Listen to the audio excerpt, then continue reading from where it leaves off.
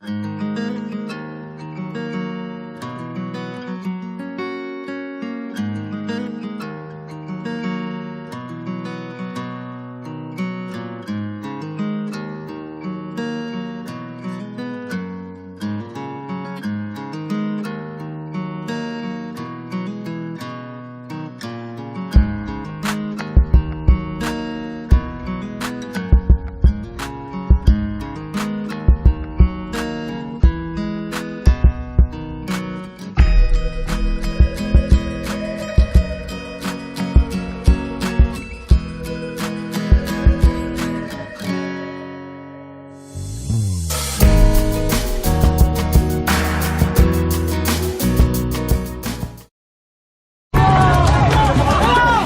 week, Unreported World comes from a city that's run out of space.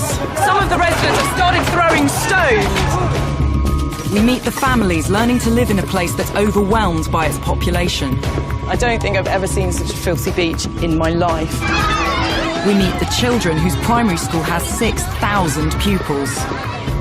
And visit the graveyard where there's no more room for the dead. They are digging up a grave over here. We're in Manila, the capital of the Philippines. Population 20 million and rising.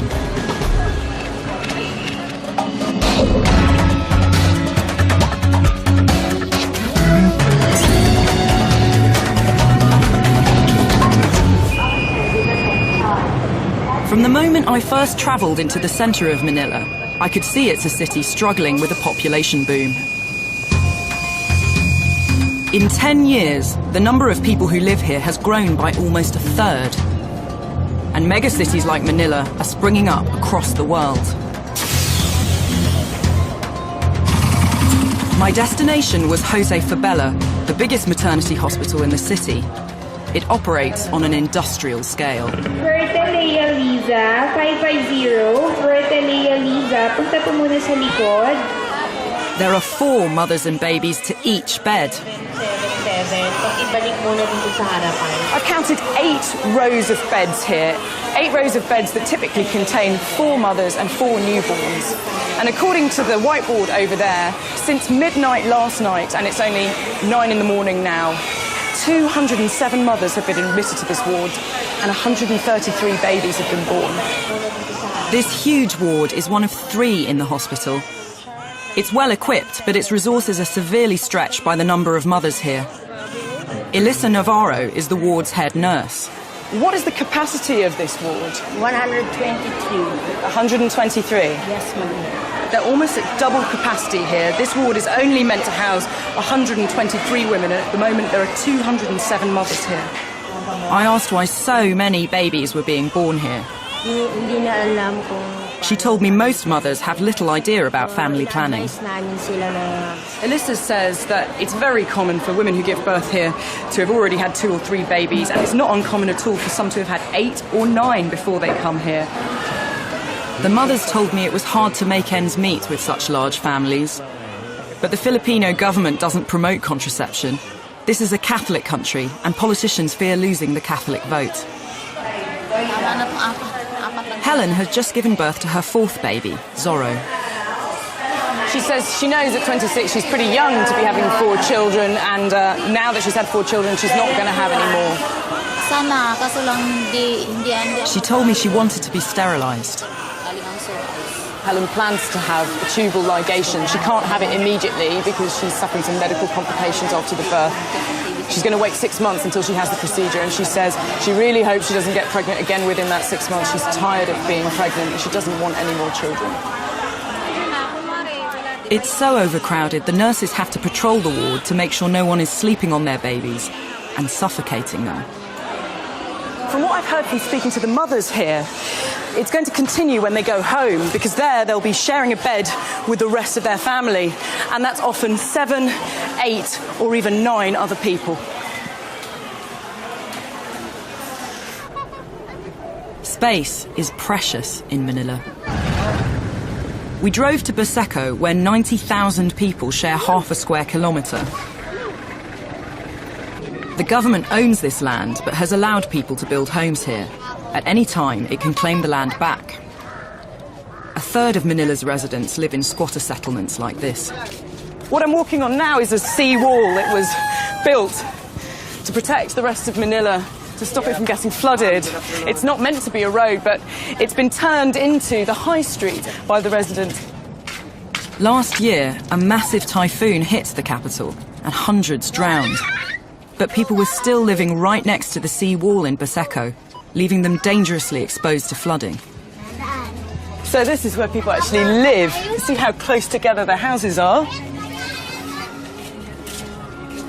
Someone's having a wash over here. New homes are being built every day here, wherever there's a gap in the houses. Hello. Hello. Hello. Hi, hello. I'm Jenny. I'm Jennifer. Jennifer. This home belongs to the Parapina family. This is Jennifer. She's the mother of the family. She's got 7 children, and she and her husband share the space here. 9 of them live together in these 3 rooms. Contagious diseases spread fast in these conditions. Jennifer has tuberculosis. Her children have persistent rashes, but she can't afford to take them to the doctor for treatment. Did you plan to have such a large family? Hindi eh. Hindi naman sinadya eh. Jennifer's 36. She said she and her husband never intended to have so many children. Ano na lang, bigla na lang. But she thinks it's a blessing for her. Now they're going to help them in their old age throughout the rest of their lives. Many Filipinos share this view. It's a reason people reconcile themselves to the poverty that can come with large families. As well as being their living room, this is where 4 of them sleep. Mum and Dad sleep here with 2 children. Then over here in this room, another 3 children sleep there. You can see there's some bedding here. And over here in the kitchen, that's where another one will sleep. Their eldest son sleeps just outside the house, in the family's fishing boat.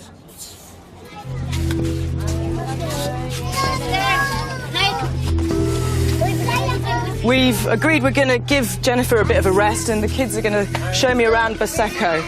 Princess Diana is going to show us the way, and some of her brothers and sisters are coming too.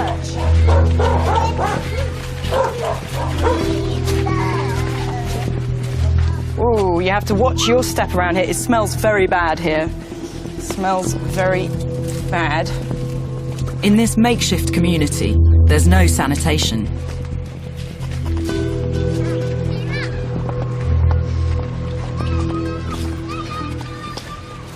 So they've told me this is where they play, this beach, which is so astoundingly full of rubbish. I don't think I've ever seen such a filthy beach in my life. These children have grown up with the rubbish. This is their playground. Sa tubig po. I asked 15-year-old Princess why the beach was so dirty. Princess has told me that this rubbish is washed up from the water. Of course, the people of Baseco add to it, but a lot of it is coming from the rest of Manila. This is the rubbish of such a densely populated city washing up on the banks of the slum here. And by the smell of it, this is also the toilet for a lot of people in the shanty as well.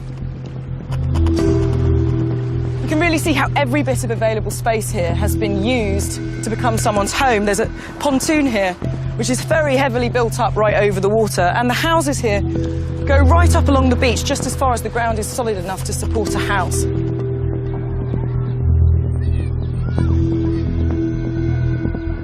The Parapina family invited me to spend the night in their home. Do you all find it easy to sleep when you're together under a mosquito net like this? Ano kami makatulog. Jennifer said they were used to it. They never had any problems. I wasn't sure I'd find it so easy.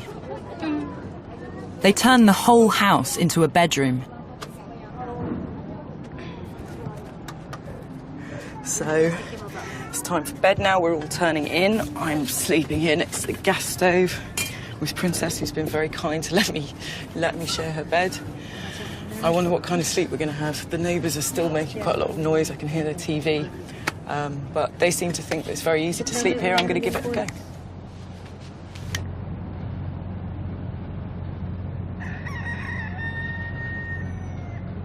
It's about 4:15 in the morning, and I'm up because Princess is up. I didn't get very much sleep. I hope Princess got more than I did. How come you're up so early? Nintay ko po kasi service ko. She's told me that she's up this early because she has to go to school. Why do you have to go to school so early? She said her classes start at dawn and she didn't want to miss her school bus.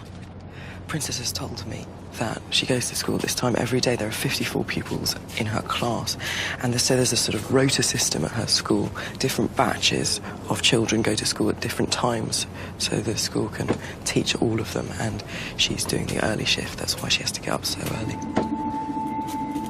Bye-bye.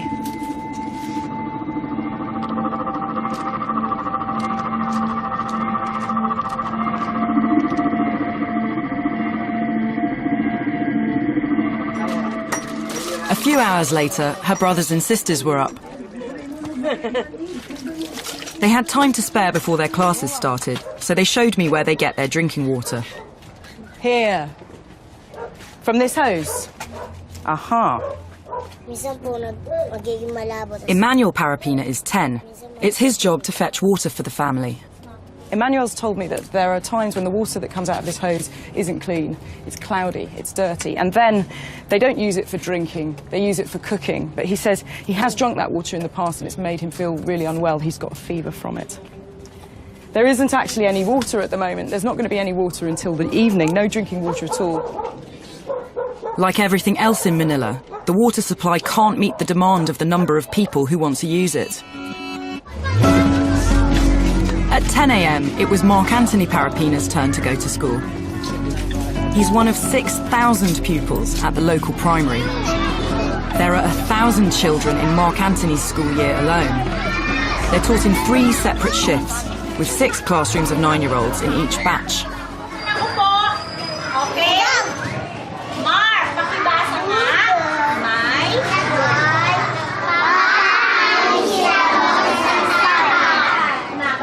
I know that at this school you teach children in a shift system. What are the challenges of teaching so many children in that way? Mark Anthony's teacher, Evangeline Castro, told me it was frustrating. She says it's really tough teaching so many children. The 4-hour shifts that they have with each class is not enough to teach them well, and she says they're really rushing to pack in as much as they can into those 4 hours. The number of pupils means children can't attend for the entire school day.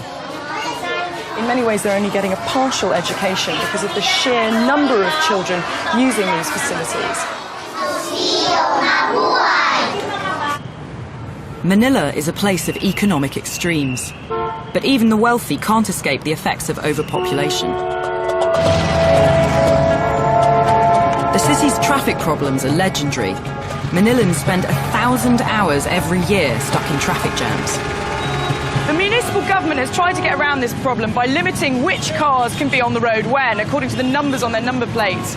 But I've heard that wealthy people have tried to get around this by simply buying more than one car so they can drive different cars on different days. We joined the traffic and headed out of the city centre. We've just had word that a slum is being cleared in Quezon City, that's in the north of Metro Manila. It took us over an hour to drive 6 kilometres. Demolition men in green t-shirts were already hard at work. 2,000 families lived here, and this wasn't the first time they'd been evicted from this patch of land. It's privately owned, and they lived here illegally. But they weren't going without a fight. As you can see, some of the residents have started throwing stones. They're not trying to stop the demolition from happening. They know it's inevitable. They're trying to protect the material. They don't want the materials of their homes to be taken away, so they are throwing stones to try and make the demolition men leave the materials alone. If they kept hold of the materials, they could rebuild their houses again. Some of the demolition men were fighting back. Evictions like this happen all the time in Manila. They don't solve the problem, they simply move it from one location to another. What's your name? Ludivina. And how many people lived with you, Ludivina? Marami din naman dito sa lugar na ito. May mga Ludivina's 39. She has 10 children.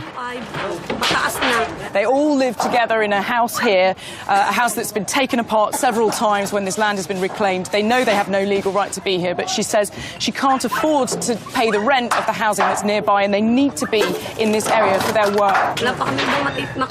She had no idea what was going to happen to her. for the moment, her family is going to sleep on the side of the road. But if nothing is built here over the next few weeks, she's going to try and come back. In the heart of Manila, every scrap of spare land was already taken.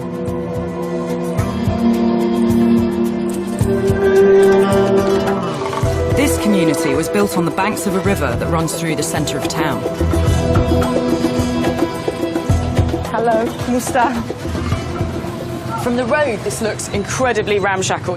When you get here, you realise this is a proper established community. The houses are proper homes with stoves, with areas for sleeping, with areas for washing. And if you turn over here, you can see how under the bridge itself, there are several houses that have been built. And whilst they look really precarious, you can tell from all the wear and tear and the water stains on them, they've been here for years. I'm Jenny. Nice to meet you. Baiwada runs the local shop. She showed me inside her home. Nice to meet you. She said there were 300 families in the community, and almost everyone came from outside Manila. She was born in Mindanao, in the south of the Philippines. She's told me that even though life is really hard for her here and she's living in very precarious surroundings, she wouldn't go back to Mindanao because she says life would be worse for her there and she couldn't provide for her children's future there. She's staying put here. Manila is growing by 250,000 people every year. As well as the high birth rate, there's a flood of economic migrants like Baiwada coming in from the countryside. It's a global trend. Since 2007, for the first time in history, more people are living in cities than in rural areas. In the past, the Philippine government has stepped in to provide housing for those it considers to be in dire need. The tower block complex you can see in front of me was built 13 years ago to accommodate families that used to live on a nearby rubbish dump, the Smoky Mountain rubbish dump. That was shut in the 90s, and you can see the remains of it next to me here. They've called this tower block complex Paradise Heights.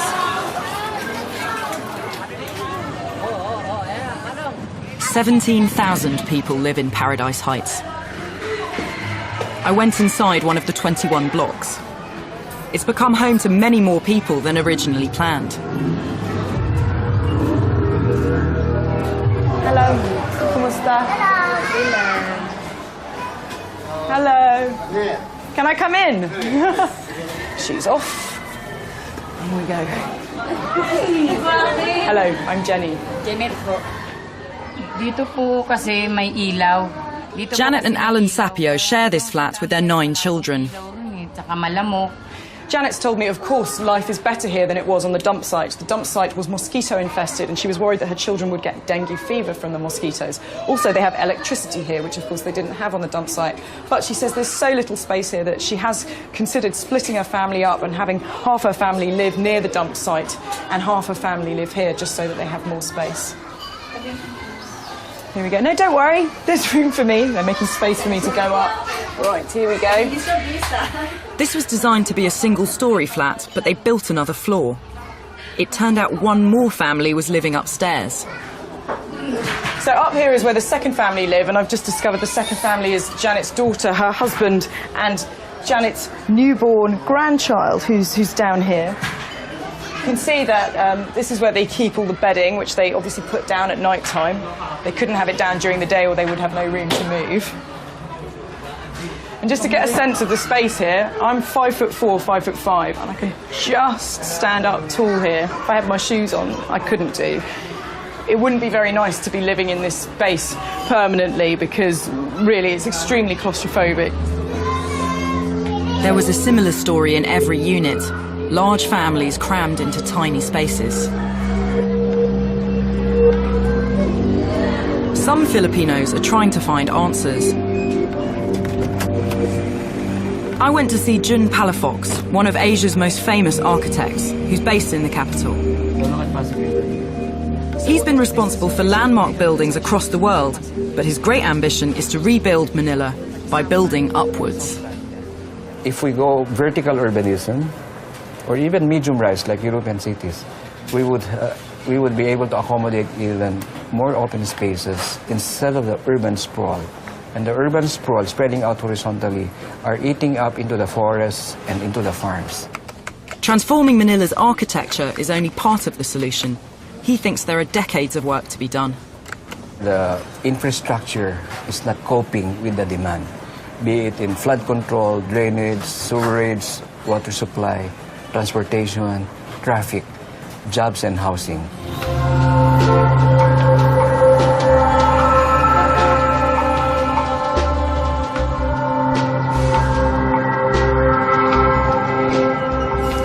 In a city with such limited space for the living, we've come to see where they bury the dead. This is the North Cemetery. It's the largest cemetery in Manila. Most Filipinos are Catholic, so they choose to be buried rather than cremated. The graves are packed really, really closely together. You almost have to clamber over them to get around here. As many as 80 funerals take place in this cemetery every day. There's such a demand for space here that most people can't afford their own tombs, so they rent them. And if their families fail to keep up the rent payments after they're buried, My goodness. this is what happens. They are digging up a grave over here.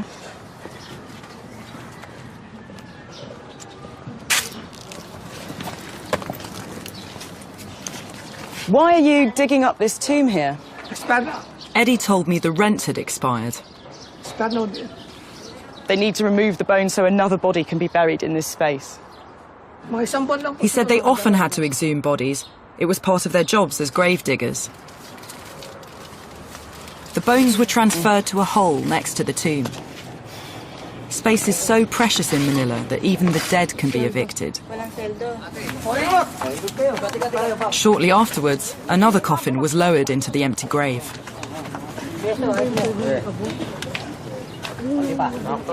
It turns out that the people who are digging up that grave actually live here in the graveyard. This is Ricky. He's offered to show me where he lives. You can see there is a home that has been built over the gravestones here, with a proper roof, places to hang up washing, places to wash.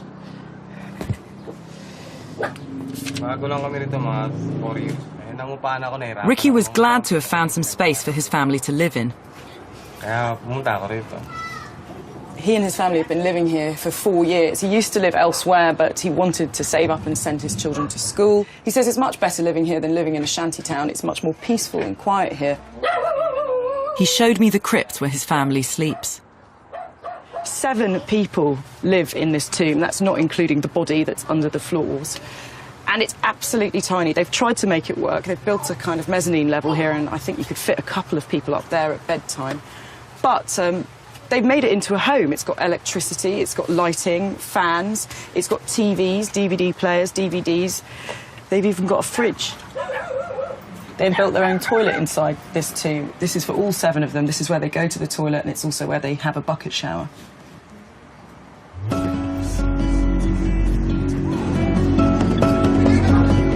Hundreds of other families have also chosen to live among the graves. The cemetery has become a village of squatters, jostling for space with the dead. It's easy to think of Manila's problems as extraordinary, but they're becoming more ordinary around the world as global population increases. By the time the children who live in this graveyard are in their 40s, the number of people on the planet will be half again what it is today. Manila's residents have had to adapt to survive in such difficult conditions. They've had to be resilient. And maybe these are qualities we'll all need to learn as the rest of the world runs out of space. If you want to find out more about overpopulation in Manila or anything else on Unreported World, please visit our website, channel4.com, Unreported World.